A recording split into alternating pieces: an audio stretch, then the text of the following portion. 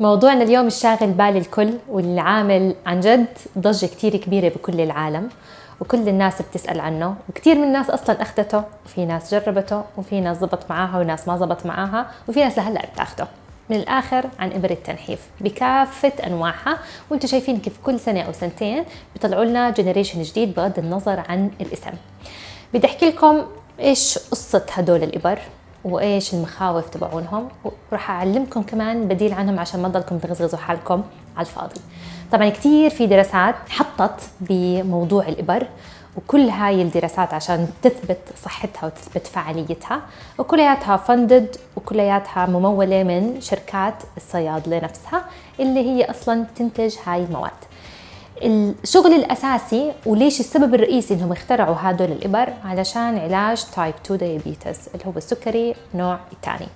كيف بيشتغل؟ يتكوبيز هرمون معين بأجسامنا اسمه GLP-1. GLP-1 هذا جسمنا أصلا بفرزه بطريقة طبيعية. إيش بيسوي هو؟ بحسسك بالشبع فترة أطول. هذا الهرمون اللي هو جسمنا بفرزه طبيعيا بحسسك بالشبع فترة أطول. كيف؟ إنه هو ببطئ من تخلص الأكل من أجسامنا، بصير ريليس بأكلنا شوي بطيء. هذا مفروض ينفرز بطريقة طبيعية وبنسبة طبيعية بأجسامنا، بس ناخد هدول الإبر هو بيعمل كأنه في عندك GLP-1 زيادة، فصفى تبطيء الأكل بصير زيادة، والهرمون هذا نسبته بتعلى بطريقة مش طبيعية، فدائما بتحسوا حالكم شبعانين. والناس اللي زبط معاهم أنا ما عندي شهية وانقطعت شهيتي وتقللت شهيتي كتير بعد ما أخذت هدول الإبر.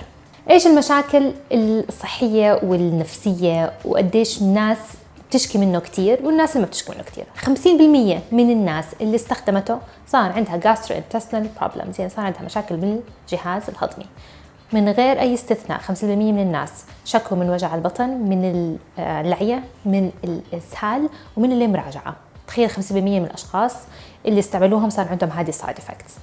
المشكلة الأكبر، وفي واحد من هدول الإبر بكونوا مكتوب على السايت تبعهم قديش في لها آثار جانبية صحية، خصوصاً إنه ممكن يصير في عنا كانسر بالغدة. إيش المشاكل الصحية الأكبر واللي عن جد هي مقلقة جداً؟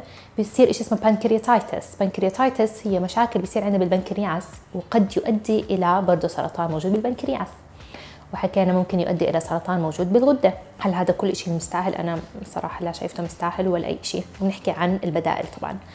المشكلة كمان الثالثة أو الرابعة بيصير في عنا bowel obstruction، يعني بيصير في عنا انسداد كامل في الأمعاء الغليظة، فبيصير الواحد يبطل يخرج. في عنا كمان مشكلة خامسة أو مشكلة سادسة، بيصير في عنا إشي اسمه delay emptying لبتاعون المعدة، فبصير المعدة فيها paralysis، يعني بيصير فيها شلل، يعني بتبطل أمعائنا تقدر تعمل عملياتها الطبيعية اللي هي تعصر الأكل، تهضم الأكل، تحرك الأكل عشان تدفشه للأمعاء. فكل هاي الآثار السلبية المخيفة والمرعبة واللي إحنا نتجاوز عنها وبنتغافل عنها تحت ادعاء إنه هدول الإبر السحرية والتي تؤدي إلى نزول الوزن.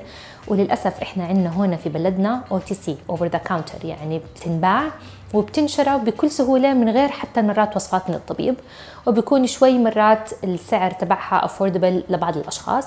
بلاد برا بتكون شيء كتير غالية، مستحيل انك انت تحصل عليها غير من وصفة طبيب، وبرضه they abuse it واستخدموها بطريقة جدا خاطئة. الاشي اللي مقلق كمان بزيادة عشان ازيدكم الموضوع، قد ايه صار لهم هدول الابر؟ تقريبا طالعين تقريبا صار لهم طالعين 6-7 سنين بالعالم. 6-7 سنين هدول نسبة البدانة بالعالم زادت 3 أضعاف، كانت 13% صارت 43%.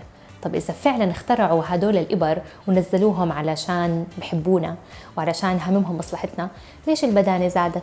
هل هو فعلا السبب لأنه هم مش متوفر؟ لا، هو متوفر وكتير من الناس بيقدروا إنه هم يحصلوها وياخدوها، بس لأنه سايد افكتس الآثار الجانبية كتير أكتر من الفائدة تبعتها. هذا إذا زبط مع ناس، ففي ناس بنشوفهم انهم زبط معاهم بس السايد افكتس موجوده، وسبيشالي ضلوا يستخدموها لفتره كتير طويله رح يصيروا باي تايم. هاي السايد افكتس ما رح تروح، والسايد افكتس رح تلحقهم حتى اذا وقفوا هذه الابر. رح اضلني هلا لطول العمر اناشد بموضوع الاكل الصح والحركه الصح، هم السبل الرئيسية إنه إحنا كيف نلجأ لصحة أفضل. كل هاي الأشياء المضافة إذا ما كانت فعلا هي طبيعية بغض النظر عن الادعاءات تبعتها رح تؤدي إلى آثار سلبية كتير كتير كبيرة. فديروا بالكم، هذه مناشدة عن جد لكم إنه ما تنغروا بالكويك فيكست وما تنغروا بشوفوا الناس نزلوا 20 و25 كيلو، وتفرجوا عن جد صحتكم كمان 6 وكمان سنة وكمان سنتين، لأنه كل سايد افكتس هدول مش محرزة الواحد ياخذ إبرة واحدة من هدول الإبر. بس بالمقابل حكيكم عن منتج هو طبيعي من نباتات اسمه بيربرين، موجود بالصيدليات. هو كتير بساعد موضوع السكر، واثبتوا كمان انه هم مع المرضى تايب 2 دايابيتس او الناس اللي عندهم مقاومه الانسولين. اغلبيه الناس اللي عندها مشاكل بالوزن عندها مشكله رئيسيه بمقاومه الانسولين. فالبربرين هو من نبته طبيعيه مستخرج هاي الماده وعملوها بحبوب، فهذه الحبوب هي طبيعيه 100%، بس بتساعدكم ماده البربرين انه تحافظوا على مستويات السكر فتره اطول. اذا حفظنا مستويات السكر ثابته معناته حنحس بالشبع فتره اطول من غير ما نضطر انه احنا نتدخل بالهرمونات زي هرمون الشبع او هرمون الجوع او GLP-1. هدول كلهم ما رح نحتاج نضطر لهم. فعن جد الجأوا للأشياء البيسك مينيمال، ارجعوا لمشي 10-20 دقيقة باليوم، 5 دقائق مشي بعد كل وجبة. اعملوا تغيير كل أسبوع، غيروا إشيين، ما بنحكي إحنا كل يوم لازم نغير 180 درجة.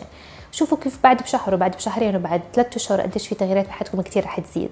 وبربرين هي عن جد مادة طبيعية رح تساعد الأشخاص اللي عندهم شوية يأس أو disappointment من حالهم أو من أوزانهم وبحبوا هذه النج أو هذه الإشي الزايد اللي ممكن يساعدهم. فبربرين مع زيادة الحركة نغير من عاداتنا عادتين كل أسبوع أو عادتين كل أسبوعين، ونزيد عليهم ورح تشوفوا كيف الفرق بصحتكم كتير أكتر.